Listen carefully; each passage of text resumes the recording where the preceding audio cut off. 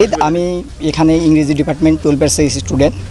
তো আমাদের এখানে যে ঝামেলাটা হয়েছে, এখানে অ্যাকচুয়ালি আমাদের কর্মসূচি ছিল অবস্থান কর্মসূচি। আমাদের উদ্দেশ্য ছিল আমরা মডার্নে গিয়ে অবস্থান করব, কিন্তু আমাদের যে এখানে ছাত্র সংগঠন আছে তারা আমাদের আগেতেই জানিয়ে দিয়েছিল যে অবস্থান, ছাত্রলীগ ছিল এখানে।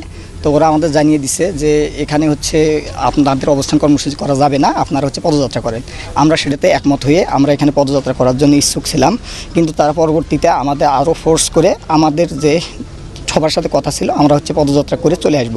কিন্তু আমাদের যখন ক্যাম্পাসের গেটে যখন চলে গেছে তখন ছাত্রলীগ সহ বাকি স্যাররা যারা আছে তারা আমাদের হচ্ছে বাধা প্রদান করছে। স্যাররা অ্যাকচুয়ালি যখন সামনে আছে তখন পিছন থেকে এবং তাদের যারা তৃতীয় পক্ষ ছিল তারা স্যারের উপর আক্রমণ করে সেই দায় আমাদের সাধারণ শিক্ষার্থীদের উপর চাপানোর চেষ্টা করছে। এই রকম যে আন্দোলন থাকে সেই আন্দোলনগুলোতে বরাবরই ছাত্র তৃতীয় পক্ষ ঢুকে এবং সাধারণ শিক্ষার্থীদের উপর দায় চাপানোর চেষ্টা করে।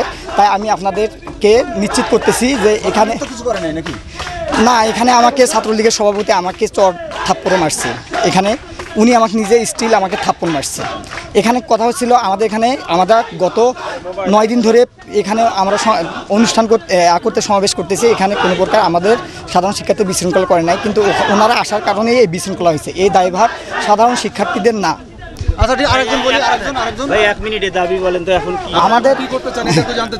আমাদের দাবি আমরা এখন বর্তমানে এক দফাতে পৌঁছাইছি, সেটা হচ্ছে সকল প্রকার অযৌক্তিক কোটাগুলো, বৈষম্যমূলক কোটাগুলোকে দূর করে প্রথম থেকে চতুর্থ শ্রেণী পর্যন্ত যথাযথ কোটা সংস্কার করা।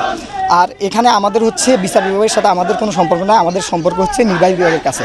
কারণ আপনারা জানেন সংবিধানের 29 নম্বর অনুচ্ছেদে বলা হয়েছে সরকারি চাকরি ক্ষেত্রে সকল নাগরিক সমান সুবিধা ভোগ করবে। কিন্তু এখানে আরও আছে যারা অনগ্রসর জনগোষ্ঠী আছে, তাদের জন্য একটা নির্দিষ্ট কোটা ব্যবস্থা থাকবে। এটা কোটা ব্যবস্থা কিছু সংখ্যক অনগ্রসর জনগোষ্ঠীর জন্য এটা সাংবিধানিক অধিকার, কিন্তু 18 পরিবর্তে যেটা করা হয়েছিল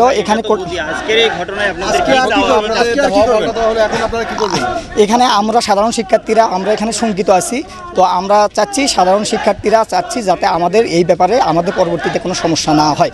কারণ এখানে যে সমস্যাটি হয়েছিল সেই সমস্যাটি আমরা সাধারণ শিক্ষার্থী দায়ী না। এখানে তৃতীয় পক্ষ ঢোকার কারণে তারা বাধা দেওয়ার কারণে এই পরিস্থিতি হয়েছিল। সুতরাং আমরা আশঙ্কা প্রকাশ করতেছি। সুতরাং আমাদের আশঙ্কায় সারা বাংলাদেশের শিক্ষার্থীরা একমত প্রকাশ করবে বলে আমি আশা পোষণ করতেছি। কারণ